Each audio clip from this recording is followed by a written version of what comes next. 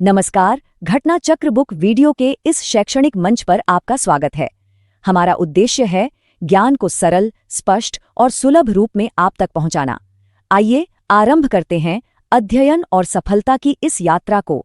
नमस्ते। कभी सोचा है कि हिंदी के शब्द आखिर बनते कैसे हैं? क्या उनके पीछे कोई लॉजिक है, कोई आर्किटेक्चर है? बिल्कुल है। और आज हम इसी छुपे हुए लॉजिक से पर्दा उठाने वाले हैं और समझेंगे कि हिंदी के शब्दों की बनावट कितनी शानदार है। अब ये सवाल देखिए, सिद्धांत और सैद्धांतिक शब्द के आखिर में कुछ जुड़ा लेकिन बदल उसकी शुरुआत गई। ये एक मजेदार पहेली है ना? इसका जवाब व्याकरण के एक बहुत ही पावरफुल टूल में छिपा है, जिसे हम आज समझने वाले हैं। तो आज हम क्या क्या देखने वाले हैं? सबसे पहले हम समझेंगे कि ये बिल्डिंग ब्लॉक्स क्या हैं। फिर एक बहुत ही दिलचस्प स्वर बदलने वाले नियम को देखेंगे।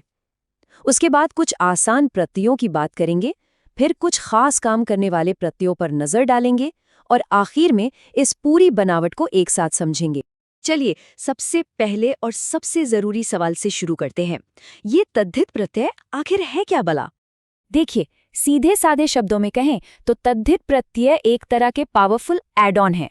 मतलब इन्हें किसी पहले से मौजूद शब्द के आखिर में जोड़ दिया जाता है और बूम, एक नया शब्द तैयार, जिसका मतलब या काम अक्सर बदल जाता है।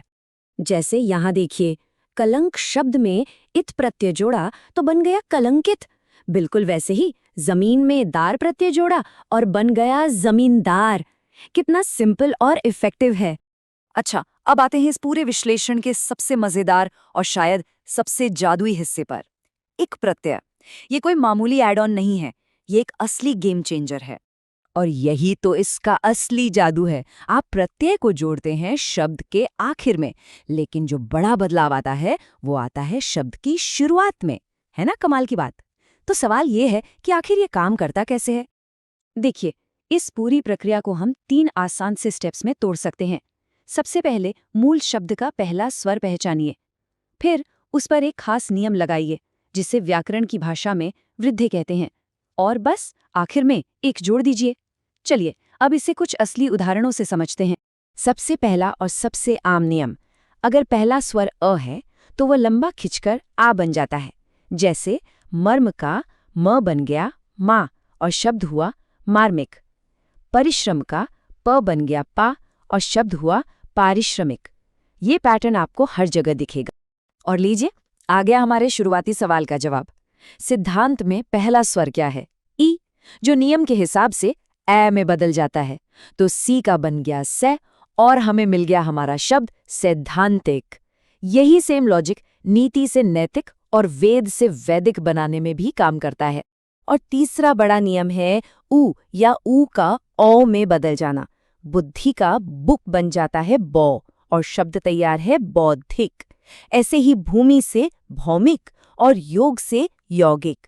एक बार ये 3 नियम पकड़ में आ गए तो समझिए कि सैकड़ों शब्दों के पीछे का लॉजिक समझ में आ गया। तो एक प्रत्यय की उस दिमागी कसरत के बाद अब जरा राहत की सांस लेते हैं। अच्छी खबर ये है कि ज्यादातर प्रत्यय बहुत सीधे साधे होते हैं। उन्हें बस शब्द के आखिर में लगाना होता है। कोई स्वर बदलने का झंझट नहीं, बिल्कुल प्लग एंड प्ले जैसा। चलिए फटाफट कुछ उदाहरण देखते हैं। पहला है इत प्रत्यय। कलंक में इत जोड़ा और बन गया कलंकित। इसका मतलब है कलंक से युक्त या जिस पर कलंक हो। ये एक गुण को दिखाता है। अगला है ईला। पत्थर में ईला जोड़ने से बनता है पथरीला, मतलब पत्थरों से भरा हुआ। पैटर्न समझ आ रहा है? ये प्रत्यय किसी चीज से भरपूर होने का भाव देता है। और इस सेक्शन के लिए हमारा आखिरी उदाहरण है मय। अन्न के साथ जुड़कर यह बन जाता है अन्नमय, जिसका अर्थ है अन्न से बना हुआ या अन्न से भरपूर। देखा, ये प्रत्यय कितनी आसानी से भाषा को और ज्यादा एक्सप्रेसिव बना देते हैं। अच्छा, अब तक हमने जो देखे वो आम प्रत्यय थे।